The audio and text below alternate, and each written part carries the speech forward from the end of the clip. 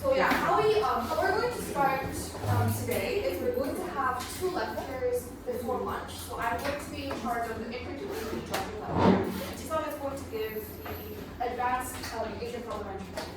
So we're going to divide our lectures, and then we're going to go for lunch. And then we're going to have a short debate with 6 debaters from KIDA. And we're going to have a group activity where we all judge together. And yeah, we practice giving out scores for ballots. We're going to have like a Q&A session with 2 of us, and we also are going to have more judges come by. So yeah, I hope, currently it's difficult for us to have a large scale workshop, but I hope that we can still have fun among the people here. Yeah, so before I begin, a brief introduction. Hi, my name is Jihee. I was the KIDA president last year. I'm a fossil member of YU, and I've been judging in tournaments both domestically and internationally since 2017. So I hope that that level of expertise can help you understand or approach judging, especially when it comes to tournaments that are near like KNC or that will come up in regards to Asian parliamentary. So yeah.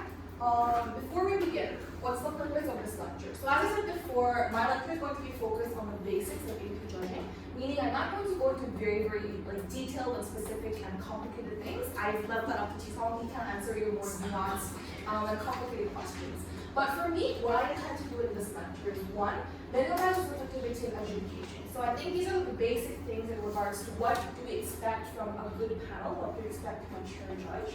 We're also going to just clarify the rules of AP debate, and I want to bring consistency in our education.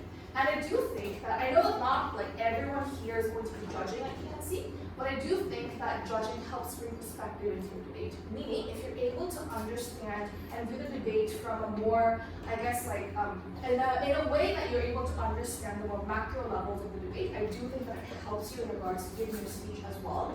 That's like feedback that I've heard when I returned to debating after like a semester or 2 of just judging. People told me that I had a more in-depth analysis of the debate compared to other debaters. So I really hope that that can help you in regards to KNC, in regards to debating as well. Yeah, and I guess like the basic, the purpose of this lecture for me at least is to help you guys be a good panel. So I'm going to talk about what a panel is going to do in the latter part of my lecture. But yeah, I just want you guys to understand what does it mean to be a good judge, and then potentially how can I break at tournaments I can't see. Yeah, and I think one thing that I just want to note before moving on to this lecture is that I don't think that there's an absolute standard of judging debates. I think there are things like guidelines, things that can prevent you from being a bad judge, or things that can help you become a more, I guess, advanced, experienced judge. And that's the guideline that I want to provide you in this lecture. Because I think, like, as a judge, I've received a lot of questions like, is there such a thing as a right call? And I think the answer is both yes and no. And especially like very clear debates when you're able to understand and you're able to agree with other judges and use the metrics of judging this debate, I do think that there are things of a right call, and most likely that's going to lead to unanimous decision or whatnot. But I've also been in rooms, especially when it's things like grand finals, where the split would be between 5 to 4 of very experienced judges, and all judges would be able to justify their verdict. So I think like in these cases, perhaps there is not such a thing as a right call, but you should still be able to justify your verdict and explain why you think government won over overall position. So I think for these things like this, it's important to understand that there are things that can help you make the right decision when it comes to judging, and that's what the purpose of this lecture is going to be. Yeah, so before moving on to anything specific, I want to just touch upon the very, very basics of parliamentary judging. And this is going to be the same for Asian parliamentary and British parliamentary. Yeah, some of you might have heard my British parliamentary lecture that I gave at HWS maybe a year ago. Yeah, this is going to be pretty much the same, because whether it be like Asian parliamentary, British parliamentary, or Australasian style, they're still going to require the same standards of what's it going to be with you as a person, as a third person perspective, look upon this debate. So yeah, we say this phrase a lot. We say an average reasonable person, average intelligent person. And what do we mean by this? It means that as a judge, I should be someone who is a fairly well-informed citizen of the globe. And what does that mean? It means that I have an average understanding of global and regional issues. I have a basic understanding of popular disciplines of knowledge. And I think people are often confused confused by this and ask questions like, I'm not sure if this level of information is something that an average reasonable person knows or should know. Am I intervening in the debate if I say that everyone knows this type of information? And what I tell people is that think of an average reasonable person as jack of all trades, master of none. So they know something, or they know like some information about every topic, but they don't know it in detail. Another thing that I tell people an average reasonable person can do is they're able to read up and they're able to catch up with the front page of the newspaper. So for example, if the coronavirus pandemic is happening and they know the pandemic is an issue, they know perhaps certain nations are having, and the different nations are having different approaches to the COVID-19 pandemic. They probably know that there are things like in economics are going to be subsidies or like financial compensations towards individuals. I think that's the level of information that they didn't know. What type of information that are they not able to know, or are they not really able to have access to, are things like how much specifically is each individual given per month?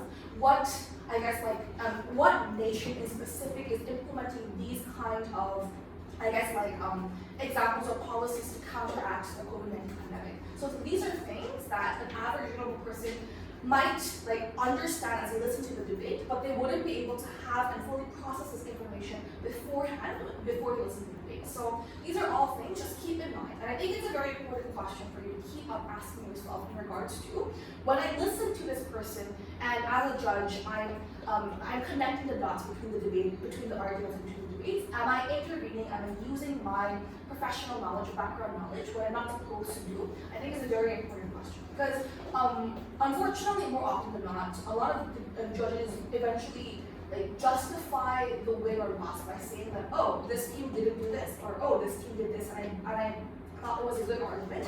But when I listen to their justification, it sounds as if they're providing justification for these debaters. So it's very important that you, as a judge, always remain unbiased, always remain on the average understanding of the original issues. Yeah. And just throwing metaphors regarding what an average reasonable person is. The final metaphor that I want to give is something like an average reasonable person is a very, very intelligent child. So what does that mean? That person is able to understand the logic behind the arguments and understanding how the conclusion is going to be laid out, if the premise is set properly and the right steps are accounted for. However, this intelligent child would not have knowledge of a PhD student, of a university student who studies IS or econ or business for 4 years, right? So that's the kind of comparison that I want you guys to make, especially when it comes to am I unfairly intervening in this debate? Yeah, again, this is the same kind of information. When we act in the role of an average reasonable person, what we have to do is we have to make sure that we don't put our personal preferences, personal experiences, or personal opinions inside our arguments. So for example, I might be an extremely liberal debater, right? I might be an extremely liberal debater when it comes to feminist issues, when it comes to equality, when it comes to educational issues.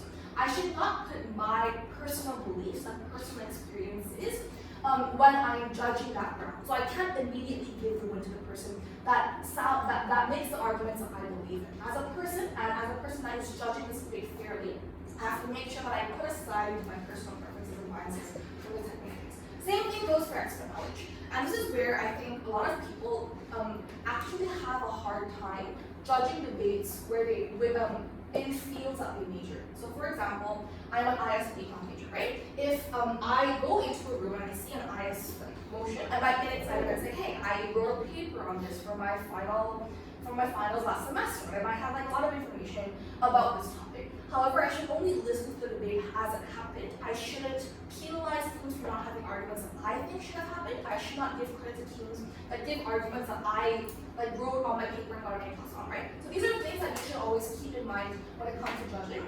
Finally, these are and I think this is very important because I do think that for these two, people have some level of check and balance when it comes to questioning themselves. But I think it's also very important for you not only to question your personal opinions and knowledge, but also to check your preconceived biases. What do you mean by this? And this is a matter of, I think, also equity when it comes to judging. Please make sure that you don't give wins to people that sound good. When it comes to things like English proficiency, when it comes to things like, is this person an EPL speaker or EFL speaker?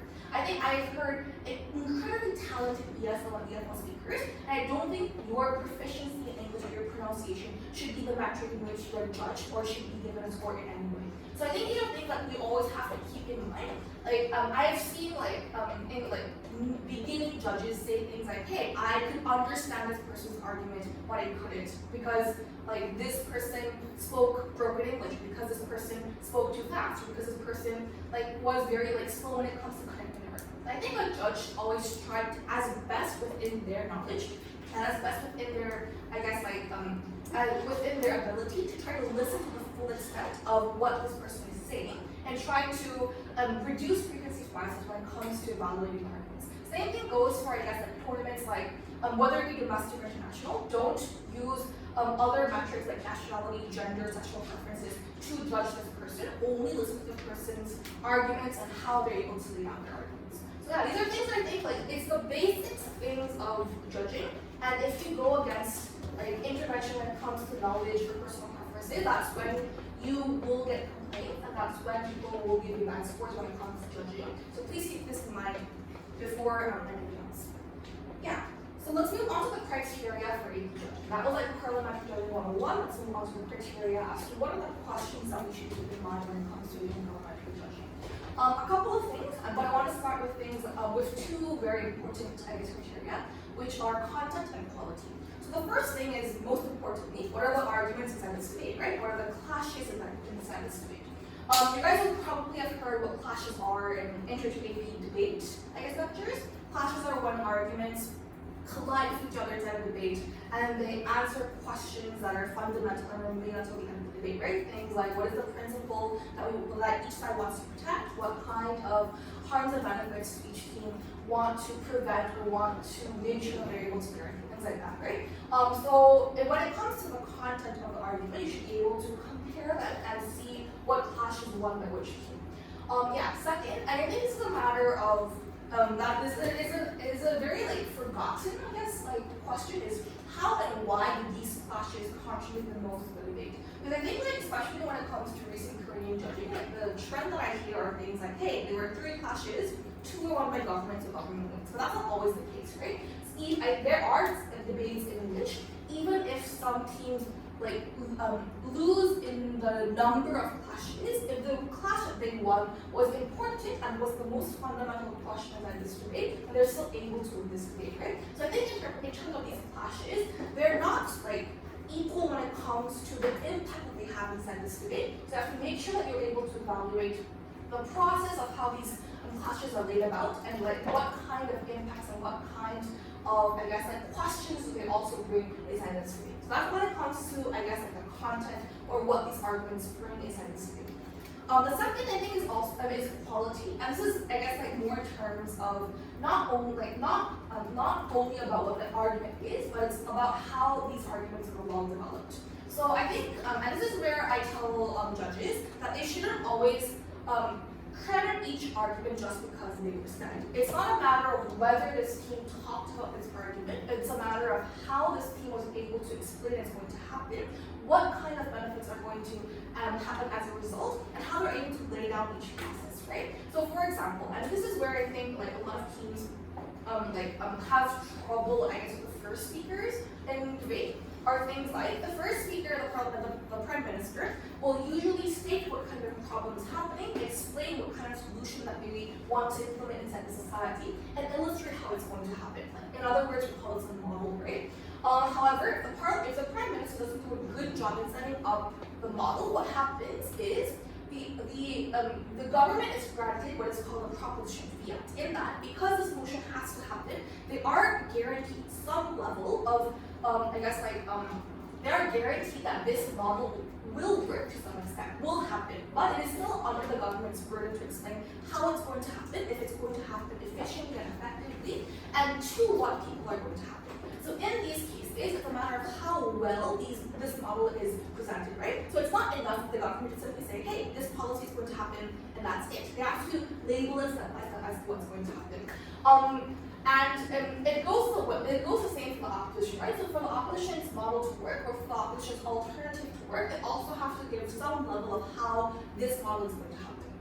I think the next question that we have to answer in terms of ask and answer in terms of quality is we have to make sure that we're able to explain every step in our causal link. Meaning, if the conclusion that in an argument is D, and in order for D to happen, premise A has to be set up, and B and C are the results or what's going to happen because of that premise, then this team cannot just simply say A happens, therefore D. They also have to explain and prove why B and C are likely to happen, are going to happen, right? So for these things, you cannot simply credit or discredit a team by saying, by listening to their conclusion. You have to explain, you have to look at the step-by-step process after these things happen. And the final question when it comes to the quality of these arguments is the logical consistency. You have to make sure that the arguments that a team talk about don't cancel each other out, don't contradict each other, and are still able to make sense within a logical flow of the debate. So as I said before, it's not only a matter of what arguments are mentioned, it's a matter of how they're framed, how they're illustrated, how they're explained within this debate. And as a judge, you have to listen to all three speakers and all four speeches to understand how this quality of the argument is going to take place. So let's move on to the next criteria. And this is where I think it's one of those jargony words, right? In debate, when we listen and we hear words that don't really have that much, I guess, meaning in life, but it has in debate. And I think, like, for me, that word is holistic. Because whenever I ask really good judges, hey, what do you think is the most important thing that you do when you're judging? I think the answer that I heard the most was you have to judge holistically. And for me that didn't make sense because I didn't understand what holistic evaluation meant. But it eventually means that you're able to have a clear understanding of every aspect that goes about in this debate, and you don't give an automatic win or loss to a team just because they did good or bad in one certain field. So when we talk about holistic evaluation, we talk about a couple of things. We talk about role fulfillment when it comes to the teams. I'll talk about that in the next slide. When it comes to each speaker fulfilling their role in the debate within their team and how they're able to interact and how they're able to give their speeches, right? The second part is engagement. And this is where, because debate is like, Asian parliamentary debate is between two teams, right? Two teams have to go back and forth, defending their argument and attacking the other person's argument, right? So in that case, you have to listen to the rebuttal, listen to the POI, listen to how the arguments are framed, and how these teams interact with each other. I think for me, also another very rookie mistake that judges do is they start with things like, I think opposition won because they engaged better. There's no I guess one line or reason as to why a team won. The reason should always be, after listening to these clashes, after listening to the engagement, after listening to the role fulfillment of all teams, that this is a conclusion that I made as a result of my holistic evaluation. So that's how you should think when it comes to judging. It shouldn't be a matter of, oh, this team did really well in engaging, and that's why this person should win. Hello. So yeah, when it comes to holistic evaluation, you should always take into account things like role fulfillment and engagement. The final thing is contribution. And this is also, I think, a word that might be confusing for a couple of judges, but what it basically means is how much does each team and each speaker contribute to this debate. And I think this is very important because sometimes debates don't happen the way that you expect them to. So, and this is where there are going to be times where you think of very key arguments that didn't really happen, but you still have to weigh the contribution of the other arguments that happen inside this debate, because you cannot see the debate as it should have happened. You should always judge and listen to the debate as it happened. And this is very important when it comes, again, to the idea of you being unbiased and an average intelligence voter. So yeah, when it comes to this holistic evaluation, you should always make sure that you take into account and check off the boxes for all these criteria. And I'm going to also help, I guess, you guys judge holistically when it comes to the Q&A session, because I'm going to ask questions like, what did you think about this person's engagement? What do you think about this person's role fulfillment? What do you think about this clash or argument, right? So I'm going to keep on asking you guys questions when it comes to how did you view this debate as a whole.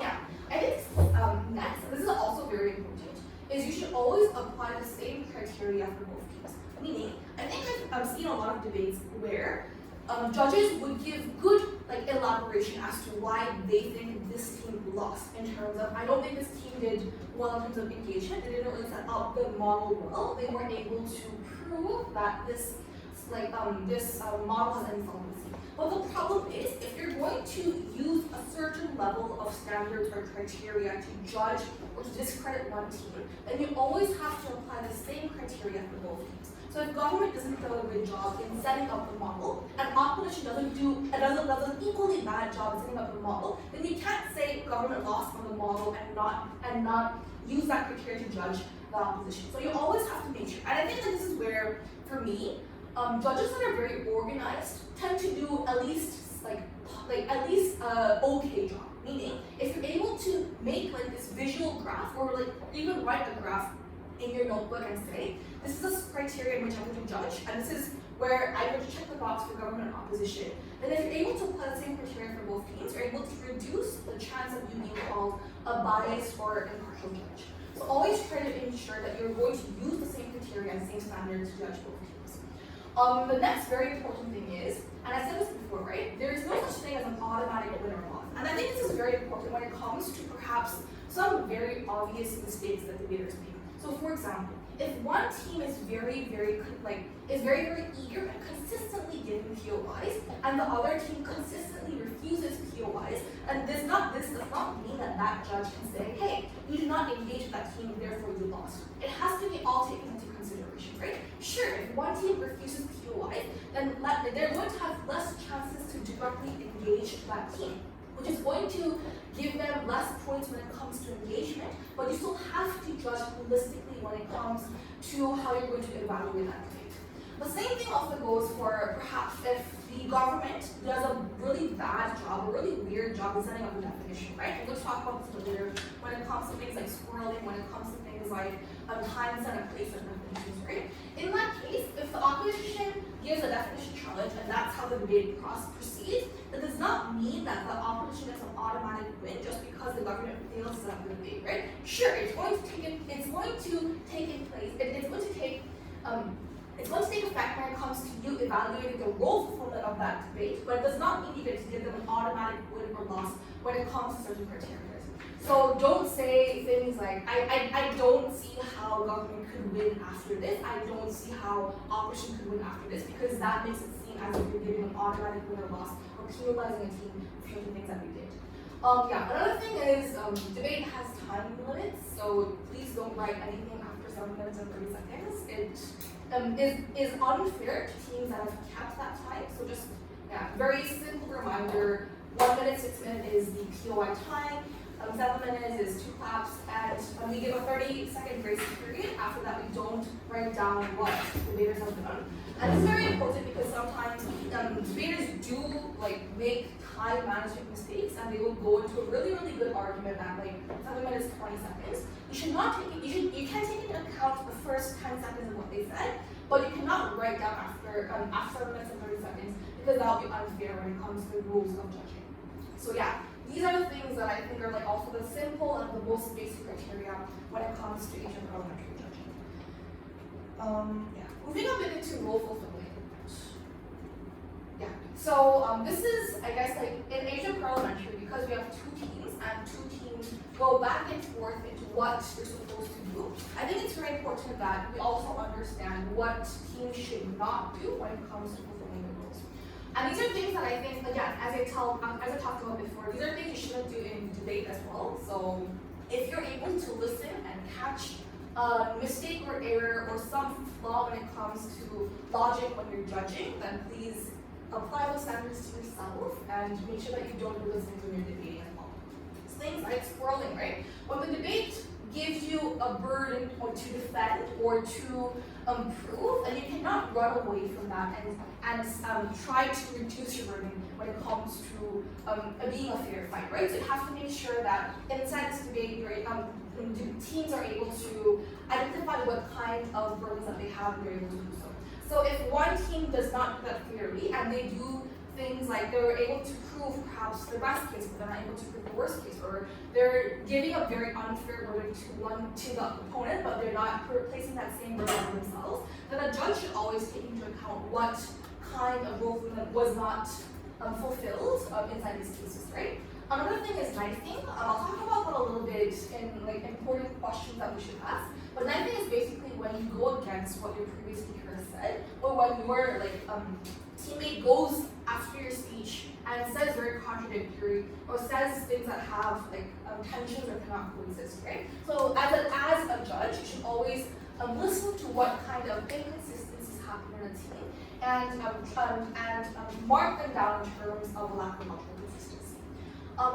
And this is where the third part is about definition challenges, right? So government always has, I guess, like the responsibility, and I guess like some could say that it's a benefit of setting up a debate and defining what kind of words are in the motion, right? But when it comes to these definitions, if these definitions are insufficient when it comes to like defining the scope of the debate, or when they're unfair, for example, when they're time set, like 1880s, when they're place set, like in Norway, or like when they're just blatantly incorrect definitions, like when you're talking about, I don't know, I've seen like a lot of these things happen. I guess like for me, one of the weirdest debates that I had was when I judged a round full of rookie debaters in VP candidacy. And what happened was the theme for that round was quote unquote divorce. And it was talking about how nations who like sever their ties are divorced and what these nations should do. But what happened was the opening argument in that room had interpreted the literal definition of divorce, and we're talking about interracial couples who decide to go through divorce and what happens to their families. So in these cases, the opposition can say, we don't think this debate is talking about that. It's talking about international ties and cooperation, what happens when nations decide to go against that. So for things like these cases, you have to also understand what kind of mistake the opposition is pointing out, and in that case, the opposition can reset the definition as to what the debate should happen, right? So these are, very basic terms that you probably have learned in debate lectures anyways.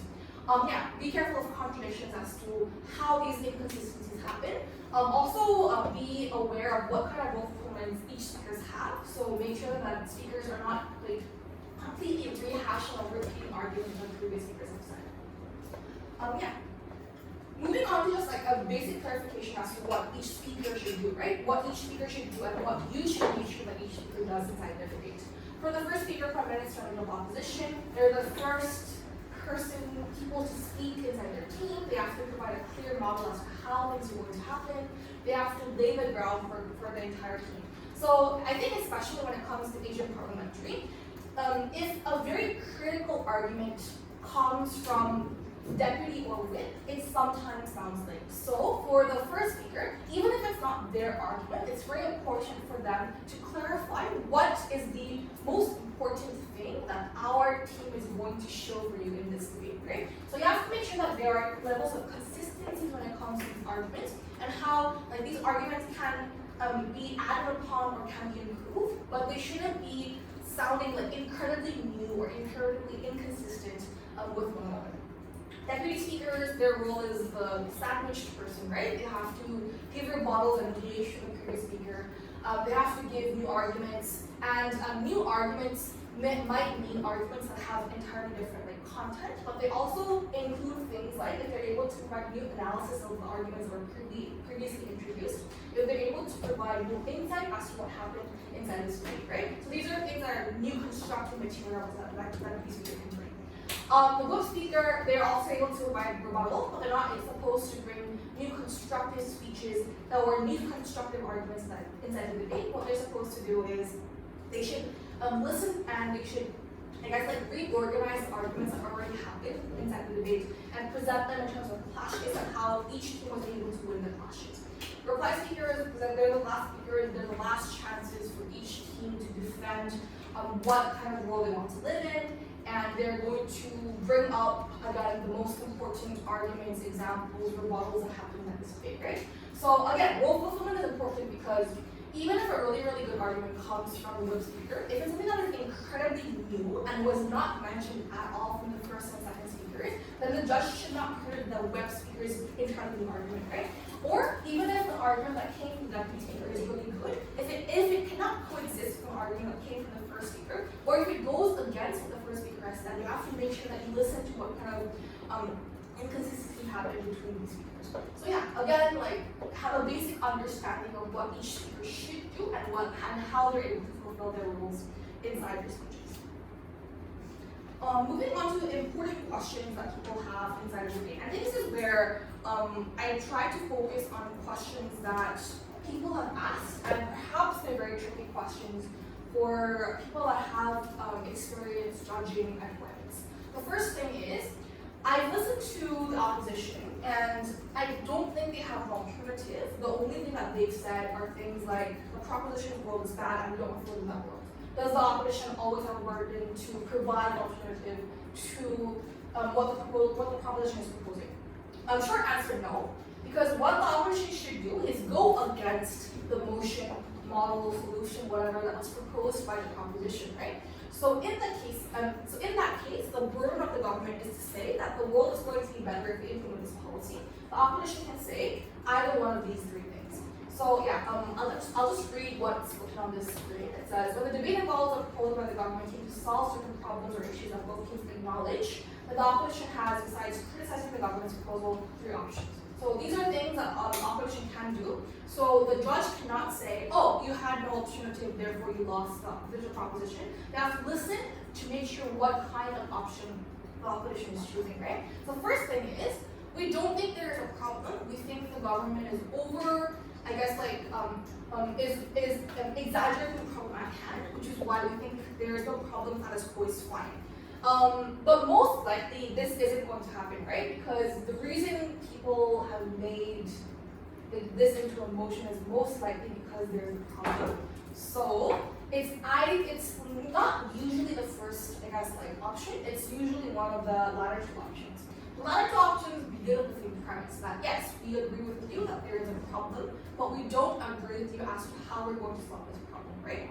Second thing is what this question is asking. The second approach is to say that yes, we think there is a problem, but we don't think this is a solution, and we're going to provide an alternative. And then the team is going to provide a comparison of the two proposals as to how they think their solution is going to be better one among the two. The last option that teams have is to say, yes, we think there is a problem. We don't have an alternative, but the status quo that exists with this problem is still better than the alternative that the proposition is proposing. So what they're saying is, status quo with this problem is at least better than what you're proposing, because that is going to make the problem worse. So opposition can use either three of these options to defend the world and say that they don't want to implement the policy that the government is proposing, whereas government's role is pretty clear-cut. They should do what the motion tells them to do. So yeah, I think in these cases, you should not penalize opposition for not having an alternative, but if the opposition provides an alternative, just make sure that you're using the same criteria to judge what the proponent has said with the opposition, right? So again, fiat works in that if the opposition is able to explain to some extent how this alternative is going to work, then we also have to assume that that's going to work with the same level of resources that the government is going to have. But the opposition cannot just claim this idealistic alternative that is always going to happen, while saying that cannot happen for the government side. So always try to make sure that you use the same criteria to judge whatever policies teams bring up. Second question is, again, and this is what I mentioned in my role fulfillment speech, a role fulfillment part is how much should I credit quote-unquote new material from those speakers, right? Because there are going to be cases where, this is for me, in my personal experience, in Asian parliamentary I was with, and there are times where we don't have arguments in prep time, but I have this eureka moment in the first opposition speech, and then I try to include it in my speech, even though I'm the third speaker, right? What should a judge do in that case is they have to listen to the argument in its entirety and see if it's entirely new material, if it's totally new and an independent argument and analysis. Because what the lip speaker can do is, one, if they're able to link back what they've said to the previous speaker in terms of, my speaker already said this, but I'm going to elaborate upon what they've said, or this was already mentioned, and I'm going to add upon that. But that's not new material. That they're able to still provide a new insight, or I guess like a new new insight as to what already happened in this debate. So again, this is like just because a web speaker cannot provide entirely independent or new argument, does not mean that they should repeat what the other speakers have said. They should, again, gather the clashes and prove why they're keen on the clashes, but they're also able to elaborate upon what like the previous speakers have said when it comes to arguments, or they're also able to rebut to what the previous speakers have said, and in terms of these things, right? So as long as these arguments are not incredibly new or like totally independent or things that have not been mentioned inside the debate, the judges are still able to criticize some of what the speakers have said. But if it's entirely new material that the previous two speakers have not mentioned at all, then the judge should take into consideration how it's not linked or how it makes it irrelevant to what the previous speakers have said. Yeah. So always try to evaluate how that argument is being framed. Is it used to point out flaws in the team that were previously mentioned? Is it used to add on to arguments that were already introduced? Is it used to break down previous unlocks in the debate? Or is it really just new, entirely independent arguments? I think that's the question that you should be asking in terms of the speakers. Don't credit arguments when it's like entirely new, but also don't like give no opportunity for the web speaker to like provide insights into this debate. Yeah, so again, I think it's like a very complicated question in that my answer doesn't really seem like an answer because eventually it is like do what is up to you and try to distinguish if it's you or not.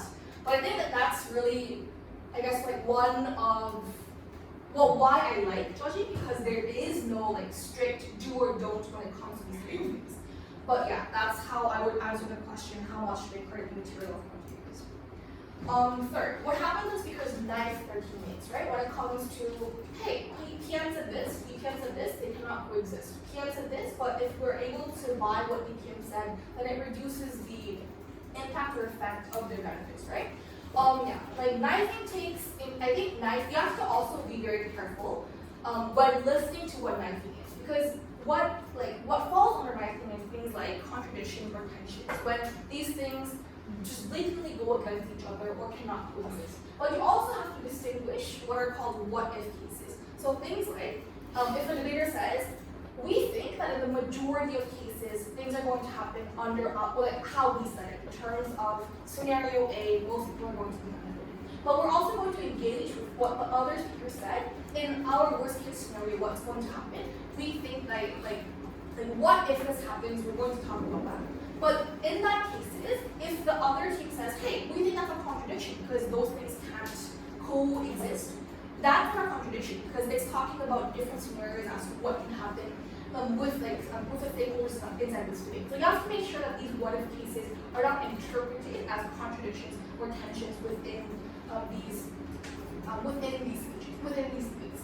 And I think like when it comes to knifing, there are going to be two scenarios, right? The first scenario is going to be if the opponent is able to point that out and say, hey, we think that argument or that, I guess, stats cannot coexist, therefore their benefits fall out the window. And that you can credit in terms of the other team's engagement.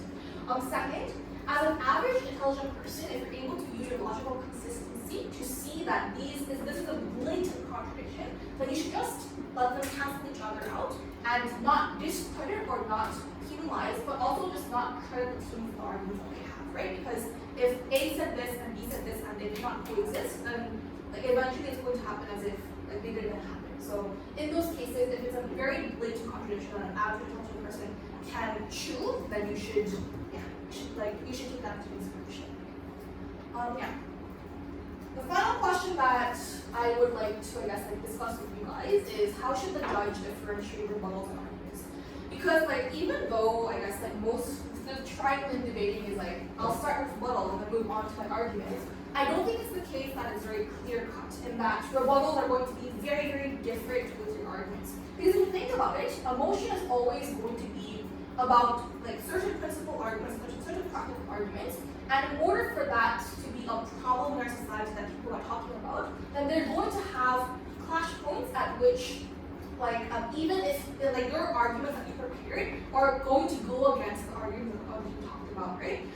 So in that case, I think it's just a matter of organization, and the judge should always make sure that they're able to write down all the arguments, the arguments. Sure, as a debater, it's strategic for you to help out the judge by saying and pointing out and having a very organized speech. But a judge cannot simply say your speech was messy and I didn't understand what your arguments and what your rebuttals were. You should still listen to how these constructive material interact within each other's speeches.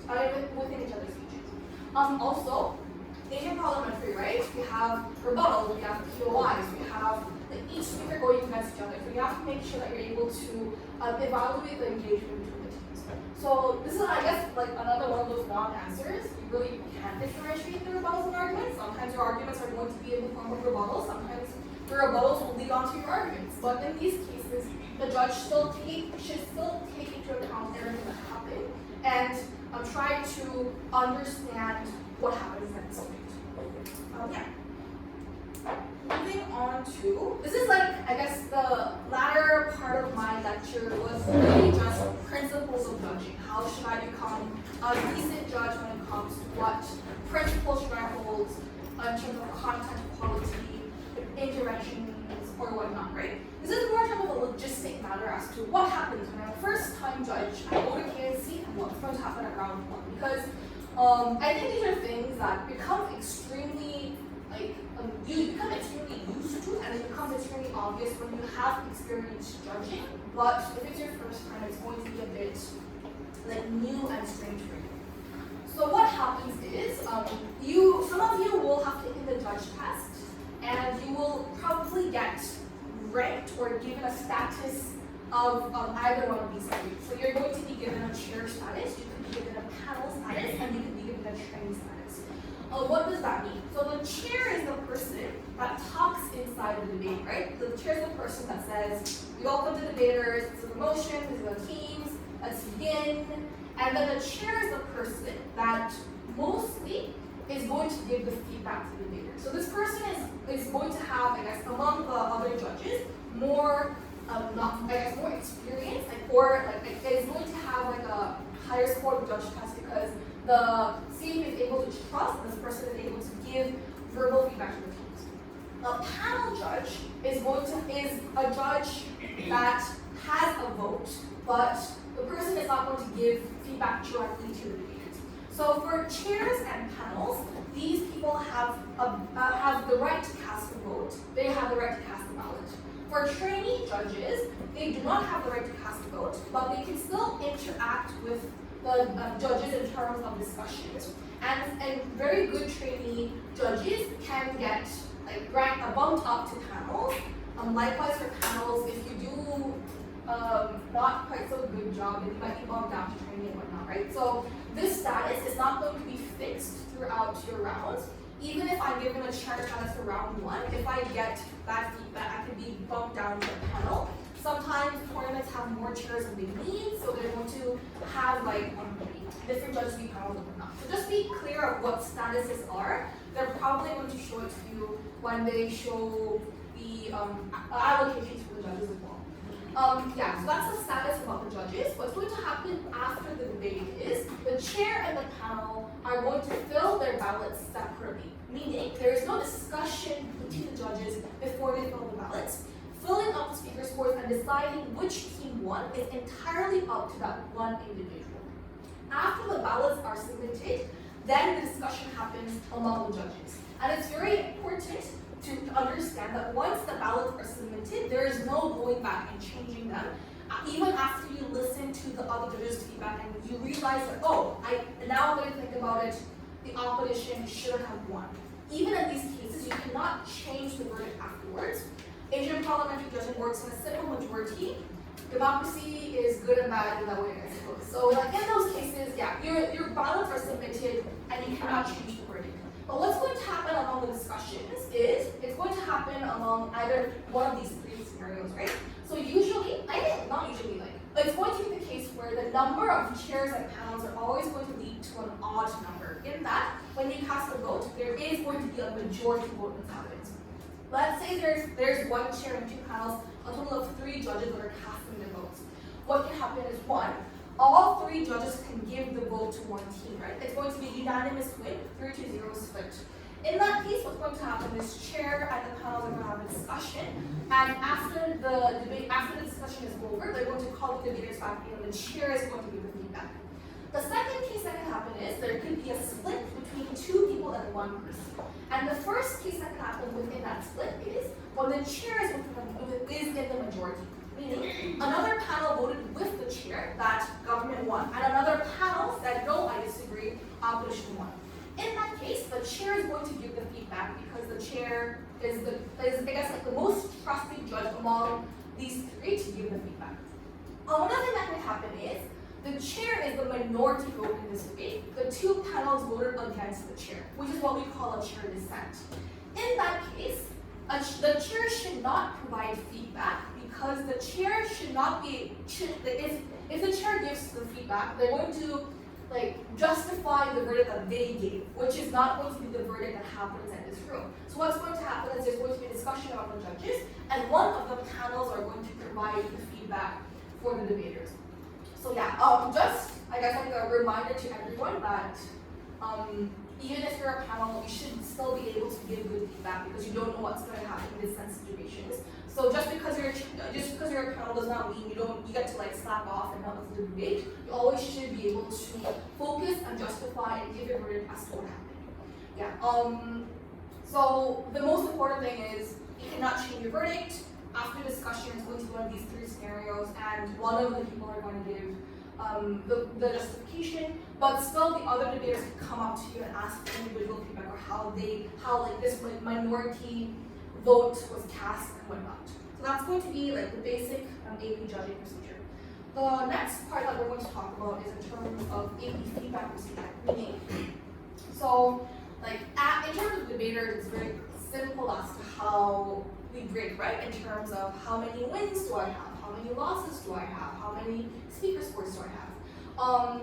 But the way that debate works, or debate round works, is that one person is able to give and is able to receive feedback from different people with different stakeholders in that debate. So as I said before, the judges are going to determine the win or loss or speaker scores of the debaters, but the debaters are going to give feedback to the chair, or in the cases of chair dissent, the panel or the judge that gave the verbal feedback. So they're going to listen and evaluate whether this judge made the right call, whether this judge was able to justify their verdict. Again, just like a reminder, just because a judge gives you a loss does not mean that they're a bad judge. If they're able to justify their verdict, don't terrorize judges. It's just kind of sad when we see that happening. And then what's going to happen is the chair is going to give feedback to the panel or the trainee. Because these judges normally don't have an opportunity to provide feedback to the debaters directly, but the chair was still able to listen to their feedback when it comes to their discussion, right? These 3 are clear cut and they have to give feedback to each other. But nowadays tournaments work in which if you think as a debater your panel gave really, really good feedback, you're able to provide feedback, you're able to submit feedback forms for this person. Likewise, if you're a trainee and your chair was incredibly rude or did not give an opportunity for you to talk, or was just not a very good chair, then you are also allowed or able to provide or submit feedback forms for this person. So yeah, feedback procedures happen in that way. And the reason why I went over justification and how we should be able to talk about our verdict is the feedback question that a judge receives is you should be able to agree with the 2 questions that they ask is 1, can you agree with the verdict, and 2, are you able to agree with justification? This is where I guess if you are in the majority rule of the chair or you are in the unanimous rule, then most likely you're going to get a high score when it comes to the first question. But just because you disagree with the chair does not mean that you're going to get an automatic low score when it comes to judge feedback. Because even if the chair does not agree with your verdict, you can still listen to how you justified your verdict and give a score based on those criteria, right? So just be aware of that just because you agree with the chair does not guarantee you a high score. Just because you disagree does not guarantee you a low score. It's all a matter of how I'm able to justify my verdict. Yeah. I think for me, I just realized that there are slides that I added that were not in this slide. I'm going to wait. So I was going to talk about how the ballot looks like, and we're going to talk about this in our in the latter part of the workshop when we have the show debate and how we're going to judge. But a ballot is just a paper that you're able to input your speaker scores. You're able to add up the speaker scores, and you're able to show which team won or lost, right? A couple of things, and I should have added this as well. So for speaker scores, it's going to depend on tournament to tournament. But what's going to happen is, for most tournaments, and I think for KNC as well, it's a matter of 65 to 85. With 65 being the lowest score you can get the lowest score you can give to a debater, and 85 being the highest score you can give, with 75 being a very average score. And you can go and check the judge, guidelines for guidebooks for tournaments to see how the speaker scores are reached. But just it's a very simple reminder that 75, and because I think nowadays a lot of judges are giving very low scores to even good speeches. 75 does not mean an awesome speech. An average speech means you're able to have some arguments, some rebuttals, some level of clarification as to how they're going to work, right? And as someone that gave really, really low scores at the beginning of my judging career, I think it's important for you to give, I gave Jihee a 71 at his first monthly, and it was not a bad speech. Now that I think about it, I think I should have given a high score. But again, just be careful what the criteria is when it comes to speaker scores, because a 75 speech is, again, an average score. Average arguments, average rebuttals, average engagement, that's it. Again, for speaker scores, the thing that you should know is reply speakers are going to have half scores, because a constructive speaker speaks for 7 minutes, a reply speaker speaks for 4 minutes. So the scores for the constructive speakers are going to be 65 to 85. You're going to half that for reply speakers. So the average score for a reply is not 75, it's going to be 37.5. And I guess for speaker scores, another thing that we have to know is, in most tournaments, they do not allow low point wins, meaning the team that wins has to have a higher total speaker score compared to the team that loses. So you cannot say, hey, I think opposition, each speaker did well, so I'm going to give each of them a 78. I don't think government speakers did well, so I'm going to give a 76, but government wins because they are able to win their clashes. So you always have to just be a smart person that uses a calculator to add up the scores and make sure that you don't give low point wins. Yeah, so again, these are more into the logistics parts. Please don't make calculation errors. Please don't circle teams that did not win or that did not lose, things like that. It's very, very clear cut. These are very, very simple mistakes that people unintentionally make sure, but they are also things that can cause issues with matchups. They can cause incredible headaches for tab. I have seen tournaments get incredible complaints or sometimes canceled because of mistakes. So as a judge, just make sure that you are a smart judge, a smart person that does not make those mistakes. Moving on to oral feedback, and this is where I think a lot of people are afraid, because if it's your first time giving feedback, then it might seem intimidating for you because you don't know what to tell the judges, what to tell the debaters. And let's be honest, debaters, when we lose, we're not the nicest people. We're going to stare at judges with a blank look on our faces. We're going to be angry, things like that, right? So what do we do in these cases? How should we proceed with oral feedback? And these are things that you probably have heard your judges give, so it's not going to be completely new information. But what you should do is, one, you should indicate how the feedback process is going to proceed. So you invite the debaters back in and you say, hey, this is how I'm going to give you my feedback. I'll talk about my overall impression of the debate, then move on to the verdict, then talk and justify my verdict with the flash I saw on display, and then finally I'll give constructive or individual feedback to teams that want to do so. Just like a reminder, don't save who won till the very end. Debaters don't want to listen, they want to know from the get-go as to what team won. So move on to the verdict and then a justification. And second, in terms of oral feedback and how you give your justification, always make sure that you compare both teams equally. And this is again in the regards of you being unbiased and you being fair towards both teams. Because you have to remind yourself that the losing team is going to be more interested to know why they lost, but the winning team is going to be interested in trying to find out why they won, right? So in cases of this, you have to make sure that you provide what the losing team failed to do and how the winning team was able to do so. In comparisons of, in regards to this clash, the government wasn't able to prove how they're able to solve these issues with these stakeholders because of these inconsistencies or these flaws that happen in the arguments.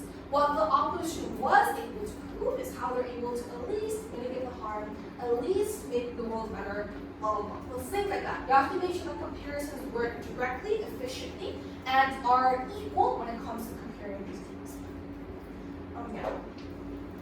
The next part, again, don't intervene. And this is where you get the most complaints from debaters. Because if debaters feel like the judge intervened, had a team that they were going to give the win to regardless of their arguments, had a team that they gave a win to even though their arguments were not phrased that way, they are going to give you low scores, they are going to conflict you in the rounds, and it could impact your judge rate or judge score one round. So I think in terms of intervention, what I do to minimize how debaters perceive me as an interventionist judge is two things. One, be careful of the language that you use. And this is very important because a lot of the times what beginning judges are going to do is they're going to use words like, oh, this argument was more persuasive. I was able to buy this argument.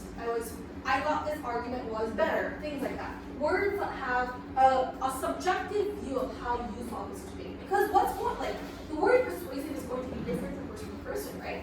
So what you have to do is, and this is where I like to do this, and I know Jihee likes to do this, is you directly quote and shove it back to their faces as to what happened, right? So when the Prime Minister told me this goes against what the Deputy Leader of Opposition said when they talked about this. And how I, as the judge, is able to perceive this clash in regards to the metrics that both teams provided or in regards to the examples that both teams provided. So always try to be more of a show not to tell person. Be careful of language. Don't use language that can be perceived as being very subjective or biased towards one side. Because these are things that people do without thinking about it. So you have to make sure that you use very specific language when it comes to providing feedback. The second thing is, sometimes what's going to happen is debaters are going to ask for constructive feedback, meaning how could I have done better exam this round? In these cases, you should also be careful of how you phrase your comment when it comes to constructive feedback.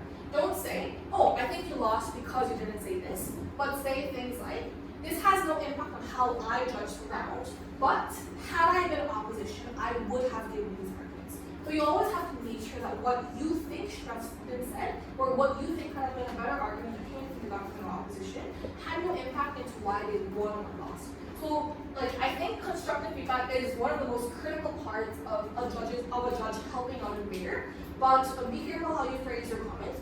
Also be aware that a judge has no obligation to tell constructive feedback to a debater. So if a debater comes to you and asks for arguments and we can't think of them right now, that should not be a reason as to why the debater gives a bad score to a judge. The judge's role is very simple. They listen, they compare, they give a verdict, and that should be it. And if for any reason if a judge uses constructive feedback to justify their verdict, then that is just wrong and you should not do that. So oral feedback, be careful of language, be careful how you give constructive feedback, don't seem interventionist. And this is finally before I end, some tips as to what I think I did during the debate that might be helpful when it comes to judging. And for me, there are mostly two things. The first thing is, one speech is long, right? If you're going to look back on the entire debate after the last speaker said, then after the government replied, you're not going to remember what the Prime Minister said. So I think it's very, very important that you are directly able to provide feedback or give speaker scores while listening to the debate. So what I would do is, I would listen to the Prime Minister's speech, and I would give the Prime Minister's speech according to the range that was provided by the tournament, right? So if I listen to PM and they did an okay job in terms of providing a very average speech, then I would give the person a 75. If the person does a better job than that, maybe 77, 78. If a person does a worse job, 73, 74. I would fix the score that I would give the Prime Minister, and then I would give the following speakers scores that are comparative to the Prime Minister. So if I use a certain level of metric to judge the Prime Minister, then I should apply those same metrics to the following speaker to give scores to that person, right? So if PM gets 75 and the LO was slightly better, 76, 77. The DPM was slightly better, 78, right? Like, you would give scores and perhaps adjust the scores. So for example, if you look back and think you gave the PM a too high score or too low score, then you would adjust the scores accordingly as well. So you would go back and bump up the DPM score, but you should also bump up the LO and DPM level.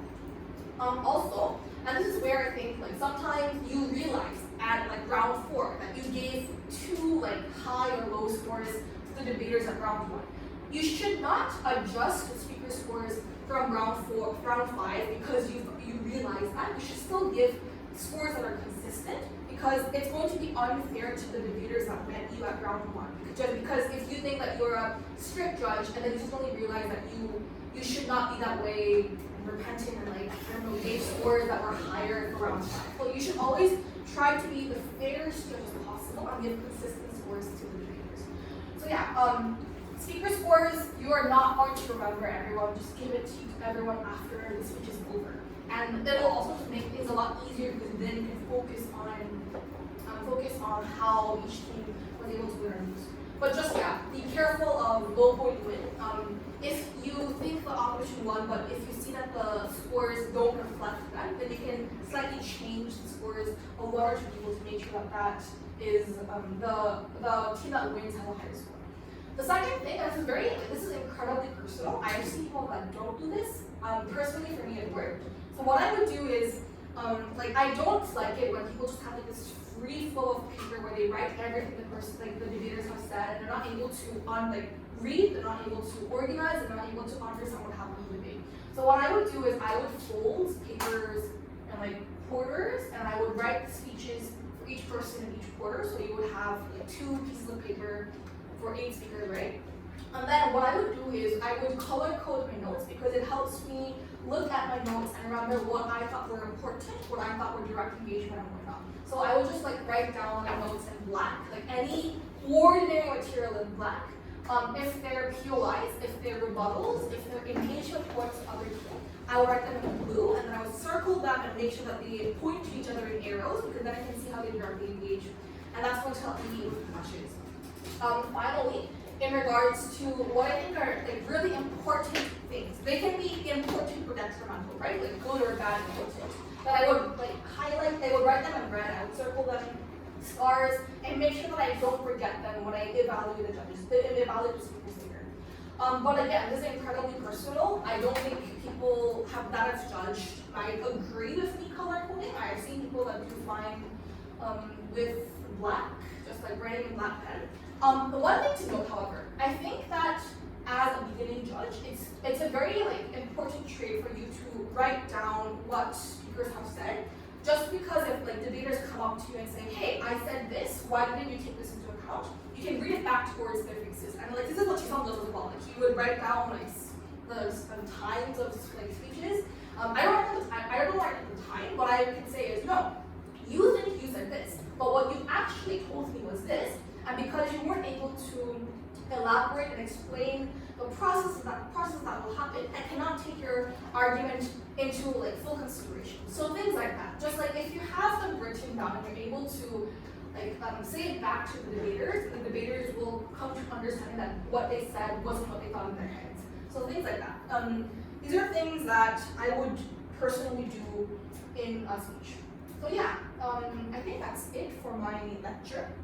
If you guys have any questions, I think really for judging, there are no dumb or good or bad questions because there are questions that are better to ask now instead of at around, because at around they're going to have consequences on your judge score and maybe your judge grade. So these are things that I think as a beginning judge, like from the start of my judging career up until now, where I've gone to a number of tournaments, I still try to maintain and keep as my basic standards of judging. I hope they help you understand how like the basics and like the fundamentals of judging can happen. So yeah, if you guys have any questions, you can feel free to ask me. Otherwise, we can have a short break and then move on to the second lecture. Can I use your computer? Sure. Like, I don't want to have to like reconnect to my computer. Sure. This is. Okay. Are there any questions, or if you want, you can like ask me how to add on to society heads. I'm fine. I'm very happy to answer any questions.